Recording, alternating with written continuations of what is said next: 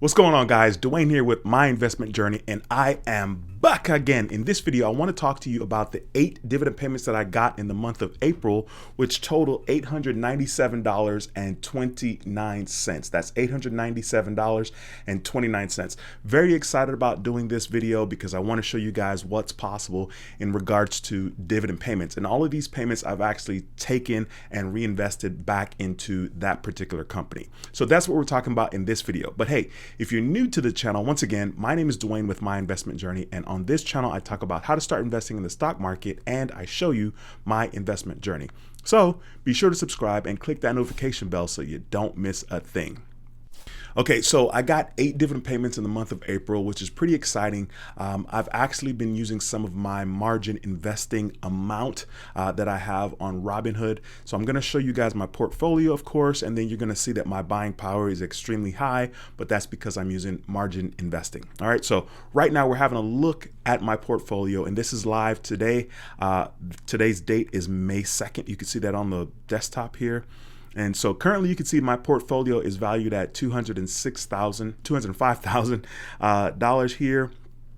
Today I'm currently down negative $6,000. You see my buying power here, it says $113,000, but once again, that's because I have margin invested enabled on my Robinhood account. Okay, so I'm going to show you guys the 8 dividend payments that I got here in the month of April, which total $897.29. Okay, so I'll show you guys here. See, the first one here is with Huntington Bank, April 3rd, and I got a dividend payment here of $16.92. At the time, I had 109 shares, and Huntington Bank was paying 15 cents per share. This is a quarterly paying dividend company, or quarterly paying dividends.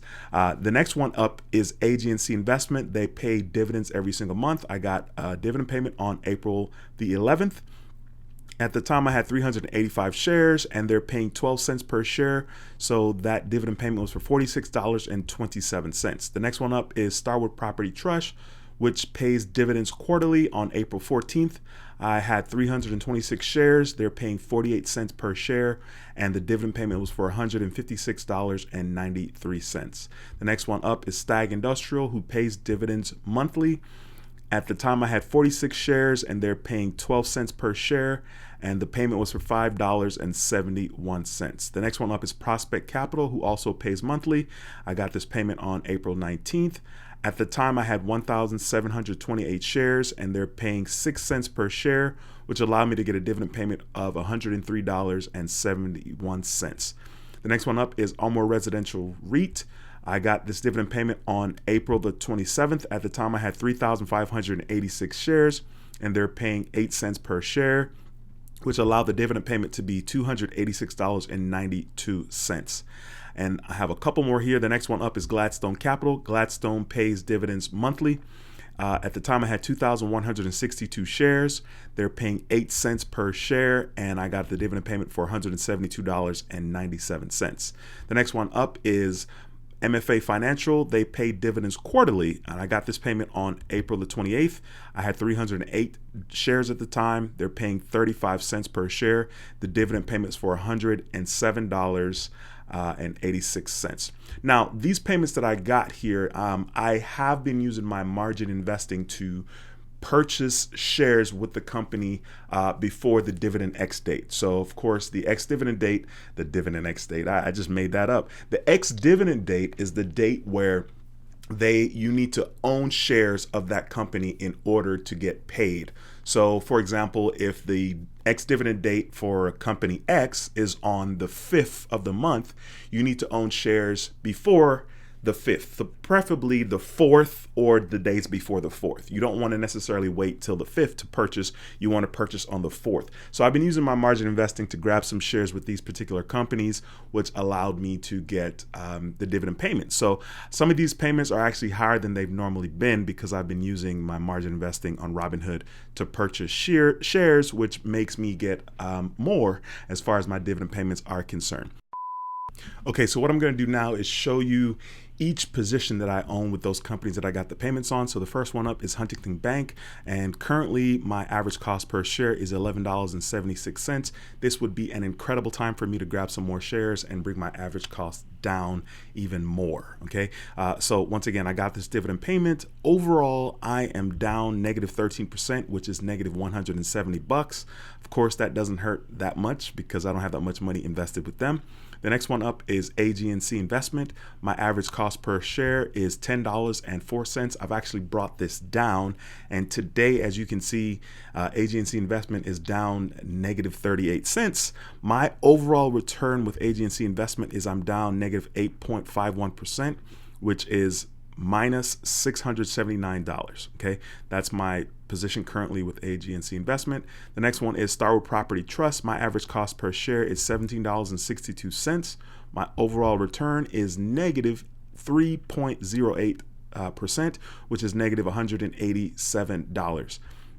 The next one up is STAG Industrial. My average cost per share is $39.89, and my total return is down negative 12%, which for me at this moment is negative $237. The next one up is Prospect Capital. My average cost per share is $6.57.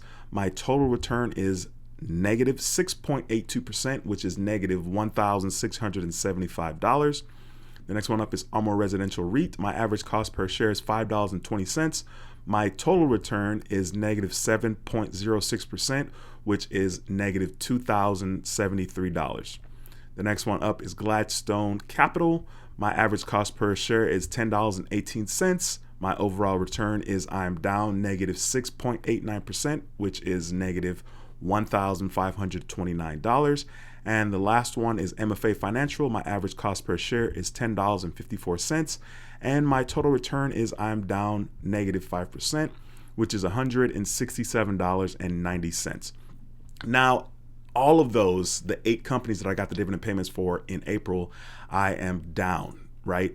Which is very interesting. Of course, that sucks. But one of the things that I've taken the opportunity to do, because I do have margin investing enabled on Robinhood, is the fact that I have borrowed money. I would borrow money from Robinhood, which right now it's 7.5%, which is a lot. When I started to use margin investing, it was 2% in order.